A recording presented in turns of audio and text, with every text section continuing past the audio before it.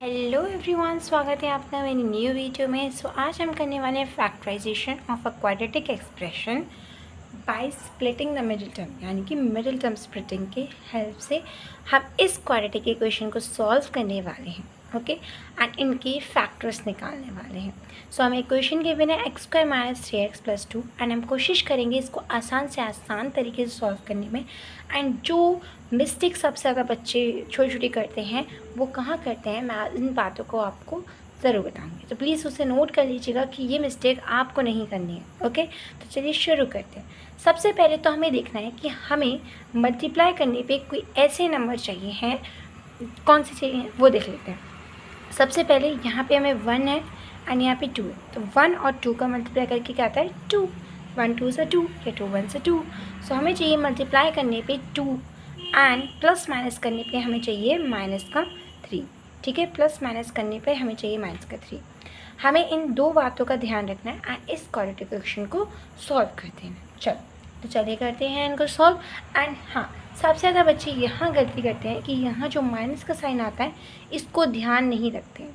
ठीक है, और एक ट्रिक देना चाहूँगी मैं आपको कि जो भी हमें मल्टीप्लाई करना है जिस नंबर को भी, उसका एलसीएम निकालते हैं ताकि हमें पता चल सके कि हम इस मिडिल टर्म को कैसे स्प्लिट कर सकते हैं, किन दो नंबर में स्प्लिट कर सकते हैं। ठीक है, तो हमें मल्टीप्लाई करने पे चाहिए 2, तो 2 1 सा 2। तो देखो हमें मिले हैं दो नंबर विच इज़ 2 और 1। हमें कौन से दो नंबर मिले हैं, 1 और 2। तो देखो इनका मल्टीप्लाई करने पे तो हमें 2 मिल जाएगा, जो कि ये है सिचुएशन, तो ये तो सेटिस्फाइड हो गई। बट इनको ऐड या सब्ट्रैक्ट करने पे हमें चाहिए -3। और ये कब पॉसिबल है -3 आना, ये जब पॉसिबल है जब हम -1 लें और -2 लें। तो लो हमने ले लिया -1 और -2, पर क्या इससे मल्टीप्लाई सही हो रहा है। देखो इसको लेने पे दोनों नंबर को लेने पे हमारी ये वाली चीज़ तो सेटिस्फाइड हो रही है कि प्लस माइनस करने पे हमें -3 मिल रहा है। बट व्हाट अबाउट दिस, क्या हमें मल्टीप्लाई करने पे 2 मिल रहा है, तो -1 और -2 का जब हम मल्टीप्लाई करते हैं तो 2 ही हो जाता है, क्योंकि माइनस से माइनस कैंसिल हो जाते हैं एंड 2 1 से 2 होता है। तो हाँ, हमारे दोनों ही चीज़ें सेटिस्फाइड हो रही हैं। हमें मिल गए अपने दोनों ही नंबर जो हमें चाहिए थे। हम जिस नंबर की तलाश में थे वो नंबर हमें मिल चुके हैं एंड अब हो चुका हमारा काम आसान। तो x² लिखा है, x² लिख देंगे, इसको कर देंगे split with 2 number which is -1x, यानी कि 1 × x, तो -x और -2x + 2। ठीक है, एंड अब इसके बाद इसको सॉल्व करना बहुत इजी हो जाता है। अब कुछ भी टफ नहीं है। अब नॉर्मली अब आपको क्या करना है, इनको ब्रैकेट्स के अंदर रखो एंड बस इनका सॉल्व करना स्टार्ट करना है। ठीक है, तो देखो इन दोनों में क्या कॉमन है, x, तो हमने ले लिया x बार, x - 1। एंड अब आती है मेन गलती जो बच्चे करते हैं, विच इज़ हमने यहाँ ब्रैकेट लगा दिया। ठीक है, तो अब क्या हो गया, माइनस का साइन बाहर रह गया, यहाँ प्लस का साइन है एंड यहाँ पे जो होगा साइन चेंज होगा। आपको ऐसे ब्रैकेट लगाना नहीं है, बस मैंने एज बता दिया है कि इनमें हमें कॉमन लेना है, इसलिए मैंने ब्रैकेट लगाया। आपको ब्रैकेट्स नहीं लगाने हैं। ठीक है ना, यहाँ से हम माइनस का साइन को कॉमन लेंगे। क्या लेंगे, माइनस का साइन कॉमन लेंगे और 2 को कॉमन लेंगे, यानी कि हम -2 कॉमन लेंगे। तो अंदर क्या बचेगा, अगर हमने -2 कॉमन ले लिया तो यहाँ बचा x, और यहाँ से भी -2 कॉमन ले लिया तो क्या बचेगा, -1। मेन गलती बच्चे यही करते हैं, यहाँ प्लस का साइन लगा होता है, यहाँ साइन चेंज हो जाता है क्योंकि हम -2 कॉमन ले रहे हैं, इस वजह से। अब देखा जाए तो ये x - 1 और x - 1 सेम आ गए, और अगर ये दोनों ही वैल्यू सेम नहीं आ रही तो आपने कुछ ना कुछ तो गड़बड़ कर रखी है इसको सॉल्व करने में। इस बात का भी ध्यान दीजिए। तो 3 बातों का ध्यान देना है मेन, कि ये दोनों चीज़ें हमारी सेटिस्फाइड हो। तीसरी, ये जो साइन है इनके सेम हो, ये पूरी तरीके से सेम होनी चाहिए इनकी वैल्यू, और अगर ये नहीं सेम है तो यहाँ कुछ गड़बड़ी आपने कर रखी है। तो कॉमन कैसे लेना है, साइन का कैसे ध्यान रखना है, इन 2 चीज़ों पे आपको फोकस करना है ना। अब तो कुछ भी नहीं रह गया, ये हमें पता चल गया, इसको हम कॉमन ले लेंगे, यानी यहाँ से x - 2 मिल जाएगा। So this is the final answer. Hope आपको समझ आएगा कैसे करते हैं इन क्वेश्चंस को सॉल्व। चलिए अब हमारे पास सेकंड क्वेश्चन लेते हैं ताकि हम मोर अच्छे से अच्छी प्रैक्टिस कर सकें। सो सेकंड क्वेश्चन में हमें क्वाड्रेटिक इक्वेशन गिवन है विच इज़ 4x² + 13x + 3, यानी कि हमें मल्टीप्लाई करने पे चाहिए 4 × 3 विच इज़ 4 × 3 क्या हो जाता है 12, यानी कि हमें मल्टीप्लाई करने पे चाहिए 12 एंड प्लस माइनस करने पे हमें चाहिए 13। सो देखो कैसे होगा ये, सबसे पहले जो हमें मल्टीप्लाई करने पे चाहिए हम उसका निकाल लेंगे एलसीएम।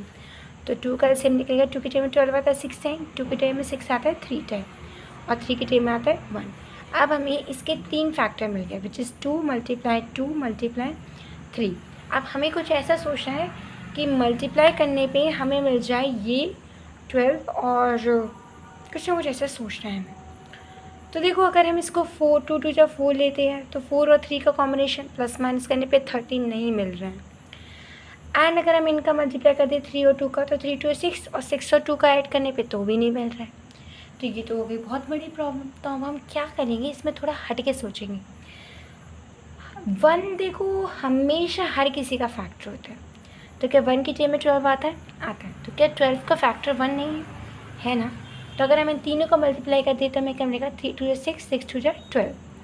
तो हमें इन तीनों का मल्टीप्लाई करने पे मिल गया 12 और 1। 12 प्लस 1 क्या हो जाता है 13। तो क्या हमें वो एडिशनल वैल्यू मिल गई?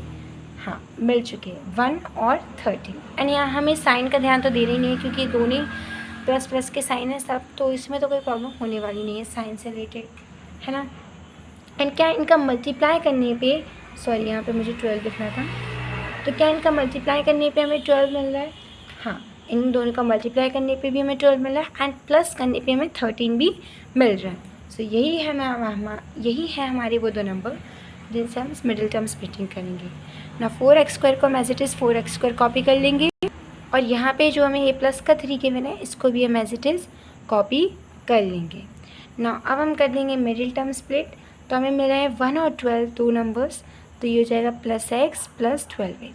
अब मैंने इसको +x क्यों लिखा है? क्योंकि +1x 1 को हम किसी से भी मल्टीप्लाई करें वही नंबर मिल जाता है, तो इसलिए x का भी मल्टीप्लाई 1 से किया तो x मिल गया। ठीक है ना। अब हम लेंगे इनको कॉमन। तो देखो इन दोनों में कॉमन क्या है, x लिख देंगे। यहाँ पे 4 बच रहा है एंड यहाँ पे x प्लस यहाँ से तो पूरा का पूरा x ही कॉमन ले लिया तो बचा 1 प्लस यहाँ से हमें क्या कॉमन मिल रहा है 3। ये दोनों ही 3 की टाइम आता है तो 3 कॉमन मिला। 3 की टाइम 12 कितनी टाइम आती है 4 टाइम एंड यहाँ से x बच रहा है प्लस यहाँ से हम 3 को कॉमन ले चुके तो 1 बच रहा है। तो क्या हमारे ये दोनों ही नंबर सेम है? हाँ सेम है, यानी कि हम सही पाथ पे जा रहे हैं। इसको हम ले लेंगे कॉमन तो हमें मिल जाएगा 4x + 1 एंड यहाँ से हमें मिल जाएगा x + 3। So this is our final answer. Now हमें थर्ड इक्वेशन भी गिवन है, third quadratic equation which is x² - 4x + 3। इसको भी सॉल्व करेंगे एंड जितनी प्रैक्टिस हो सके ऐसे क्वेश्चंस पर उतनी प्रैक्टिस करिए। अभी मैं और भी वीडियोस लाने वाली हूँ, इसलिए मेरे चैनल को कर लीजिए सब्सक्राइब ताकि मैं इस टॉपिक को आपको अच्छे से समझा सकूँ ना। देखो हमें क्वाड्रेटिक इक्वेशन गिवन है x² - 4x + 3। तो मल्टीप्लाई करने पे चाहिए हमें 3। देखो 3 यहाँ पे 1, तो मल्टीप्लाई करने पे हमें 3 चाहिए और प्लस माइनस करने पे 4। अब हम इसको थोड़ा मन में सोचते हैं 4 हमें कैसे मिलेगा, या तो 2 + 2 करूँ, पर 2 + 2 करने पे 2 और 2 का मल्टीप्लाई करने पे तो 4 नहीं मिल रहा है, तो वो तो कैंसिल। अब 4 और कैसे आ सकता है 1 + 3 करने पे, है ना। तो यह सेटिस्फाइड 1 + 3 करने पे आ सकता है। तो देखो हर समय एलसीएम करने की भी ज़रूरत नहीं है, थोड़ी चीज़ें डायरेक्ट करना भी सीखना चाहिए।